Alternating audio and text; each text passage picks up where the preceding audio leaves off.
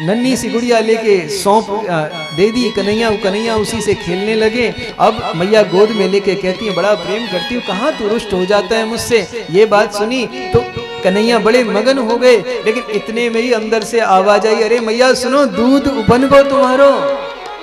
अब दूध की बात सुनी तो मैया ने झट कन्हैया को नीचे रखा और दौड़ पड़ी दूध लेने, दूध को उतारने। अब जो ही दूध को उतारने पहुंची तो कन्हैया को क्रोध आ गया। क्यों? अरे अभी तो कह रही पूत प्यारो है, अब दूध के चक्कर में पूते भूल गई। क्रोध आया, पत्थर का एक टुकड़ा उठाया, बड़ी सी एक मटकी थी, उस मटकी में फेंक के मारा। मटकी टूट गई। अब मटकी टूटी तो टूटी, चारों तरफ दही और माखन फैल गया। आज इस दही और माखन के बीच में कन्हैया जब बैठे, बड़ा आनंद आ रहा है। हाथ में ले करके खड़े हैं ऐसे लड्डू माखन के, और ये लड्डू हाथ में लेकर के जो खड़े हैं कन्हैया बैठे हैं, जो इसके दर्शन स्वामी श्री वल्लभाचार्य जी ने किए। वल्लभाचार्य जी ने किए और उन्होंने इस छवि का निर्माण किया जिसे हम लड्डू गोपाल के नाम से जानते हैं। बोले लड्डू गोपाल की जय। ये वही स्वरूप है। स्वामी श्री वल्लभाचार्य जी ने झांकी में देखा, बड़ा आनंद ले रहे हैं। एक उखल पड़ी थी, उसके ऊपर चढ़ के सभी वानरों को खिला रहे हैं। तभी मैया का आगमन होता है। मैया आई, मैया ने छड़ी ली, छड़ी लेकर के कहती हैं, अरे कन्हैया क्या किया लाला तूने, मटकी फोड़ दी सास के जमाने की। मैया ने खदेड़ लिया, कन्हैया भागे आगे आगे, मैया पीछे पीछे, कन्हैया आगे आगे, मैया पीछे पीछे, लेकिन कन्हैया हाथ नहीं आते हैं। क्यों? क्योंकि समर्पण बहुत जरूरी है। हमने कल ही समझाया था, जब तक समर्पण नहीं होगा तब तक ठाकुर हाथ नहीं आते, और समर्पण हो जाए, जिस क्षण आप समर्पित हो जाएं उसी क्षण ठाकुर आपके सामने आ जाते हैं। एक बार नंद बाबा के साथ भी हुआ था। रात्रि में जमुना जी स्नान, ब्रह्म हो गया कि ब्रह्म मुहूर्त हो गया, और रात्रि में जमुना जी स्नान करने चले गए।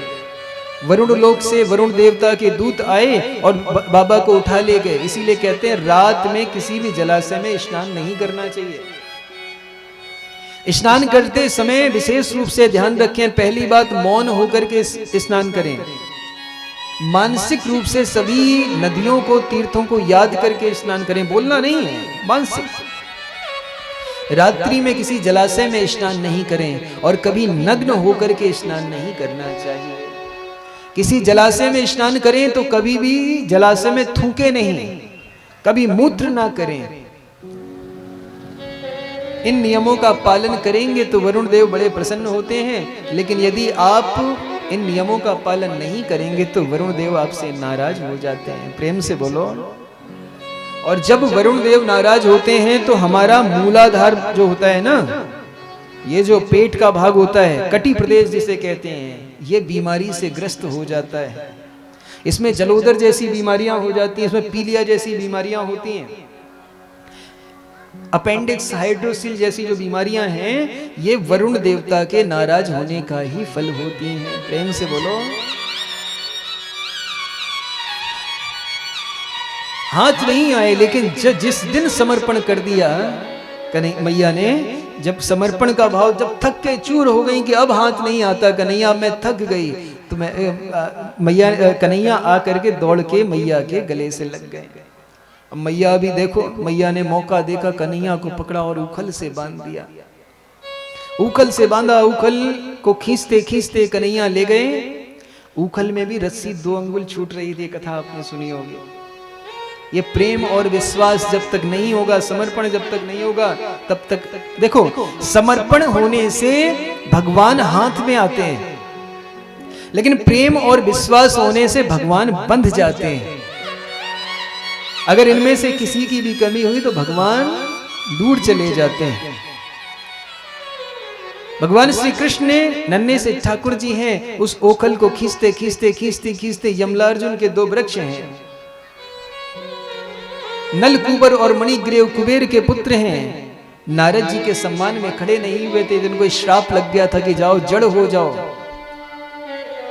आज ये यमलार्जुन के वृक्ष बने हुए हैं और इन्हीं वृक्षों के बीच में से निकले जैसे ही कृष्ण, तो दोनों वृक्ष टूट करके धराशायी हो गए। दोनों वृक्ष धराशायी हो गए। कुबेर के दोनों पुत्रों का उद्धार हो गया। दोनों प्रकट हो गए और भगवान से प्रार्थना करने लगे कि प्रभु आपकी बड़ी कृपा है। जय जयकार करते हुए अपने धाम को चले गए। लेकिन सारे ब्रजवासियों ने देखा कि भैया जब से कन्हैया गोकुल में आया है तब से इसके ऊपर कष्ट ही कष्ट आ रहे हैं। तो ऐसा क्या किया जाए कि जिससे कष्टों का निवारण हो। तो सबने कहा कि जहां हमारे इष्ट प्रसन्न नहीं है ऐसे स्थान को ही छोड़ देना उचित है। लेकिन कहां जाएं? तो सलाह दी कि वृंदावन चलो। कौन सा वृंदावन? ये वही वृंदावन जो गोलोक धाम में स्थित है।